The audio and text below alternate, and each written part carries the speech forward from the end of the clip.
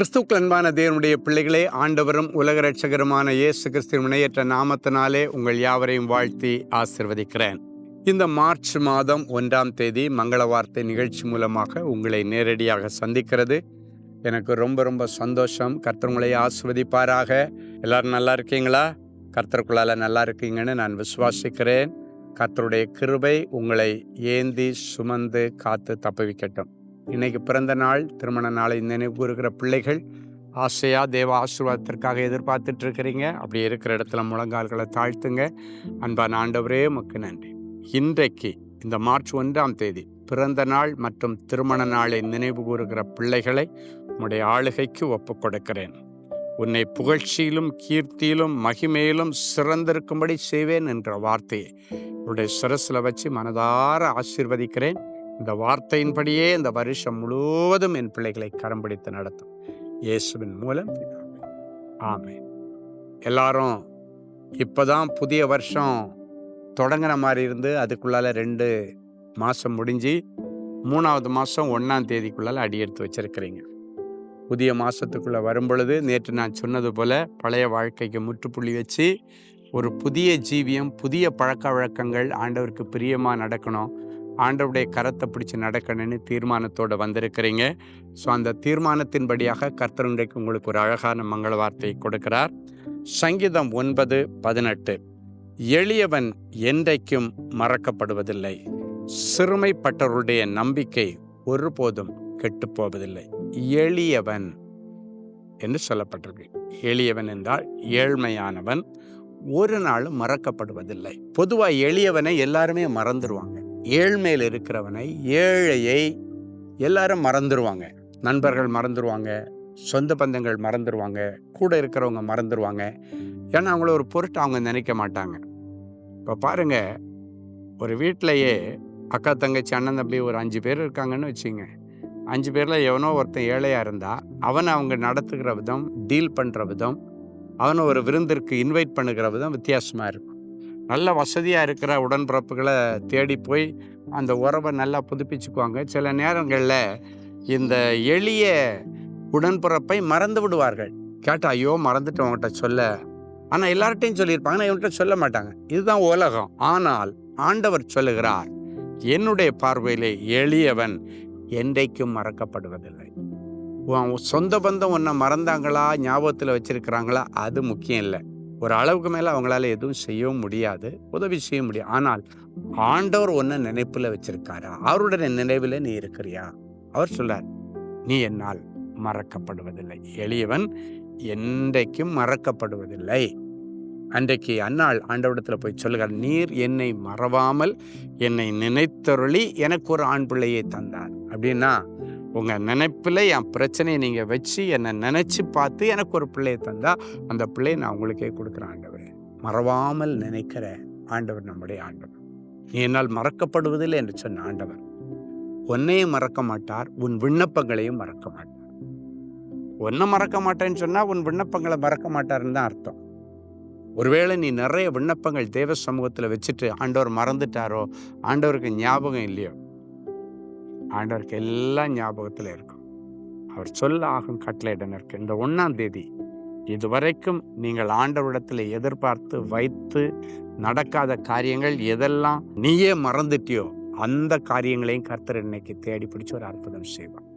சில நேரங்களில் நம்ம ஜெபிச்சுட்டு விட்டுருவோம். சகரியா எலிசபெத் தம்பதியர்கள் அன்னைக்கு ஜெபம் பண்ணிட்டே இருந்தாங்க. வயசானதுக்கப்புறம் விட்டுட்டாங்க. எங்கள் மேலே ஜெபிச்சு பிரயோஜனம் இல்லை. ஆனால் அவர்களுடைய ஜெபங்களை மறவாமல் நினைத்திருக்கிற ஆண்டவர் திடீர்னு ஒரு நாள் சகரியாவை பார்த்து சொல்றாரு, தேவதூதனை அனுப்பி, சகரியாவே, உனக்கு நான் நற்செய்தி கொண்டு வந்திருக்கிறேன். உன் வேண்டுதல் கேட்கப்பட்டது. உன் மனைவியாகிய எலிசபெத் கர்ப்பவதியாகிய ஒரு குமாரனை பெறுவாள். அவனுக்கு யோவான்னு பேர் வைக்கணும். பாருங்க, மறவாமல் நினைத்திருக்கிற ஆண்டவர். இவர்களே ஜெபிச்சுட்டு அந்த விண்ணப்பத்தை அவங்க மறந்துட்டாங்க. ஆனால் மறவாமல் நினைக்கிற எளியவனை என்றைக்கும் மறக்கப்படுவதில்லை என்று சொன்ன வசனத்தின் மறக்காத ஆண்டவர் அவர்களுக்கு அந்த காரியத்தை ஞாபகப்படுத்தி சொன்னது போல ஒரு அருமையான ஆண் பிள்ளையை கொடுத்து யோவான்னு பேர் போட்டாங்க. அதே போல சிறுமைப்பட்டவர்களுடைய நம்பிக்கை ஒருபோதும் கெட்டுப்போவதில்லை. இன்னைக்கு நீ நம்பிக்கையோட சில காரியங்களை ஆண்டவரிடத்துல வச்சுக்கிட்டே இருக்கிற, உனக்கு அதிகாரமோ அந்தஸ்தோ இல்லை, நீ சிறுமைப்படுத்தப்பட்டவனா இருக்கலாம். அன்றைக்கு அன்னாள் என் சிறுமையை கண்ணோக்கி பார்த்து எனக்கு ஒரு பிள்ளையை தந்து. இன்னைக்கு ஆண்டவர் உன் சிறுமையை கண்ணோக்கி பார்க்கிற நாள். எதனால சிரமப்படுத்தப்பட்ட? வசதி வாய்ப்பு இல்லை, வேலை இல்லை, வருமானம் இல்லாதனால சிரமப்படுத்தப்பட்டியா? காலகாலத்தில் நடக்க வேண்டிய சுப காரியங்கள், திருமண காரியங்கள் நடக்கல, அதனால நீ சிறுமைப்படுத்தப்பட்டிருக்கிறியா? ஒரு அருமையான பிள்ளை செல்வம் இல்லை, அதனால சிறுமைப்படுத்தப்பட்டிருக்கிறியா? கடன்ல கிடக்கிற, அதனால சிறுமைப்படுத்தப்பட்டிருக்கிறியா? அடுத்தவங்க எதிர்பார்க்கிற அழகும் அந்தஸ்தும் அதிகாரமும் படிப்பும் உங்ககிட்ட இல்லை, அதனால நீ சிறுமைப்படுத்தப்பட்டிருக்கிறியா? இந்த வசனம் சொல்லுகிற சிறுமைப்பட்டவர்களுடைய நம்பிக்கை ஒருபோதும் கெட்டு போகாது. அப்படின்னு நீ சிறுமைப்படுத்தப்பட்டாலும் நம்பிக்கையை இழந்து விடாதே. அந்த நம்பிக்கை, ஆண்டவர் மேல வைத்திருக்கிற நம்பிக்கை, ஆண்டவர் நம்மை நம்ப பண்ணின வசனத்தின் மீது வைத்திருக்கிற நம்பிக்கை ஒரு நாள் உன்னை பெரியவனாக்கும். ஒரு நாள் உன்னை அடுத்த ஸ்தானத்திற்கு கொண்டு போகும். உன்னுடைய நெருக்கங்கள் மாறும், பஞ்சங்கள் மாறும். கவலைப்படாத. புதிய மாசத்துல அடி எடுத்து வச்சிருக்கிறீங்க. நம்பிக்கைய ஒரு நாளை இழந்துடாதீங்க. நிச்சயமாக உன் பிரச்சனைகளுக்கு முடிவு உண்டு, கடன்களுக்கு முடிவு உண்டு, அவமானங்களுக்கு முடிவு உண்டு. உன் நம்பிக்கை ஒரு நாளும் வீண். ஆமேன் சொல்லுங்க பார்க்கலாம். ஆமேன். சரி, நமக்கு இன்னைக்கு நாம் அறிந்திருக்கிறபடி அன்பரின் பாதத்தில் ஒரு நாள் கூட்டம். நமக்கு காலையில் 9:30 மணியிலிருந்து மத்தியானம் 2 மணி வரைக்கும் நாம் அறிந்திருக்கிறபடி பிகேஎன் ஆடிட்டோரியத்தில் வச்சு நமக்கு அழகான அன்பரின் பாதத்தில் ஒரு நாள் உபவாச கூட்டம் நடக்கிறது. ஸோ நிறைய பேர் அந்த கூட்டத்துக்கு வர்றதுக்கு ஆயத்தமாக இருக்கிறீங்க. இல்லை, இதுவரைக்கும் எனக்கு அப்படி ஒரு கூட்டம் நடக்கிறது தெரியாது, இன்னைக்கு மங்கள வார்த்தை நிகழ்ச்சி மூலம் தான் எனக்கு தெரியும் அப்படின்னு நினச்சிங்கன்னா, இப்போ இந்த நாளில் நான் அந்த அன்பரின் பாதத்தில் நடந்த ஒரு சாட்சியை தான் நான் உங்களுக்கு சொல்லி அதன் பிறகு ஜபிக்க போகிறேன். இது போல் எக்கச்சக்கமான சாட்சிகள். ஒவ்வொரு மாதம் நிறைய பேர் குழந்தை இல்லாதவங்க வந்து, அந்நிய மார்க்கத்தில் இருக்கிறவங்க வந்து ஆண்டவருடைய ஆசீர்வாதத்தை பெற்றுக்கொள்கிறாங்க. கடனில் இருக்கிறவங்க, சிறையிருப்பில் இருக்கிறவங்க, பிள்ளைங்க ஜெயிலில் இருக்கும்போது பேரண்ட்ஸ் வந்து அழுது அவங்களுக்கு விடுதலை, நிறைய அற்புதங்கள் நடக்கிறது. உங்களுடைய அற்புதத்தையும் தள்ளி போடாமல் கண்டிப்பாக இன்றைக்கி அன்பரின் பாதத்தில் கூட்டத்துக்கு காலையில் 9:30 அந்த ஆராதனை நேரத்திலே நீங்கள் வரணும். நீங்கள் செய்து கேட்குறது மட்டும் வரக்கூடாது. முதல்ல ஆண்டவரை துதிக்கணும். அப்போ தான் ஆண்டவர் அடுத்த காரியங்களை நமக்கு செய்வார். சரி, அன்பரின் பாதத்தில் நடந்த ஒரு நல்ல சாட்சியை இப்பொழுது நம்ம கேட்க போகிறோம். சிஸ்டர் சஞ்சலிகா. கிறிஸ்துவுக்கு அன்பான சகோதரர் ஸ்டீஃபன் அவர்களுக்கு நான் என்னுடைய சாட்சியை மிகுந்த மகிழ்ச்சியுடன் எழுதுகிறேன். அத்திய சாட்சி எழுதியிருக்காங்க.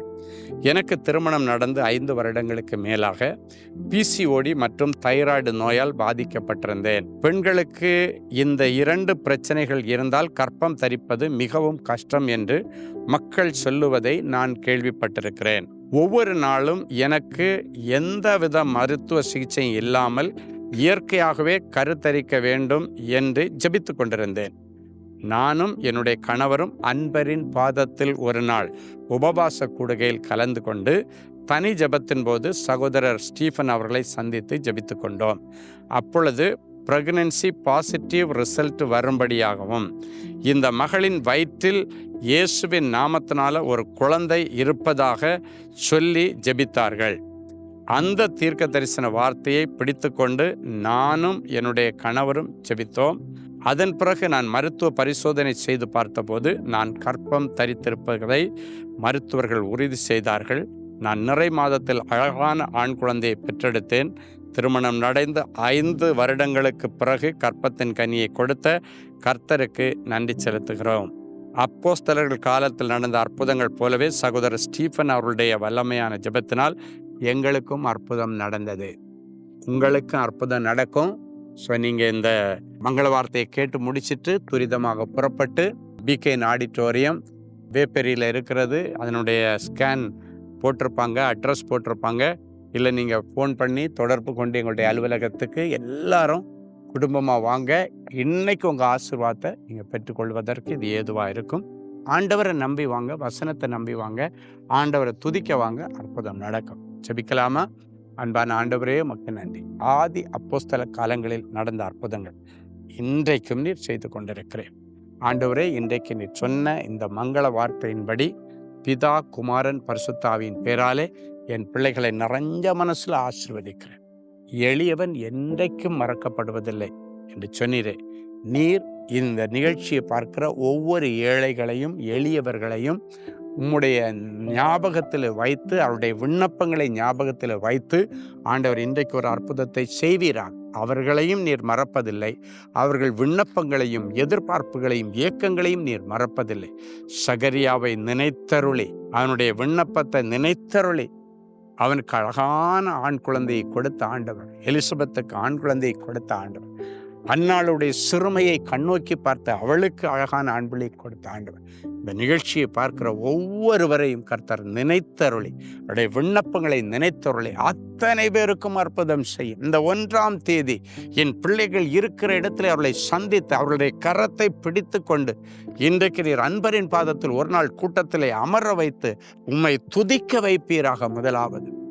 2வது, உம்மை ஆராதிக்க வைப்பீராக. 3வது, தங்களுடைய பாவ வாழ்க்கையிலிருந்து விடுதலை பெறும்படிக்கு அவர்களை அழைத்து கொண்டு வாரும். நீர் இன்றைக்கு அழைத்து கொண்டு வந்த அற்புதங்களை செய்வீராக. இன்றைக்கு அன்பரின் பாதத்தில் ஒரு நாள் கூட்டத்தில் நிறைய அற்புதங்கள் நடப்பதாக. ஆண்டவருடைய தலைமையில் அது நடக்கட்டும், உங்களுடைய மேற்பார்வையில் நடக்கட்டும். நீரே வந்து நின்று திரளாய் வருகிற ஆயிரக்கணக்கான ஜனங்களுக்கு அதிசயங்களையும் அற்புதங்களையும் செய்வீராக. இந்த வார்த்தையை கேட்டுக்கொண்டிருக்கிற ஒவ்வொருவருக்கும் அப்படிப்பட்ட அற்புதங்களை செய்து என் பிள்ளைகளை நீர் கனம் பண்ணுவீராக. நிந்தை மாறட்டும், வியாதி மாறட்டும், கடன் மாறட்டும். என் பிள்ளைகளை நீர் நினைத்தருளி, என்னுடைய விண்ணப்பங்களை நினைத்தருளி, நீண்ட நாட்களாக உம்முடைய சமூகத்திலே வைத்திருக்கிற விண்ணப்பங்களை கர்த்தர் நிறைவேற்றி தருவீராக. அதிசயங்கள் நடக்கட்டும் இயேசுவின் மூலம்.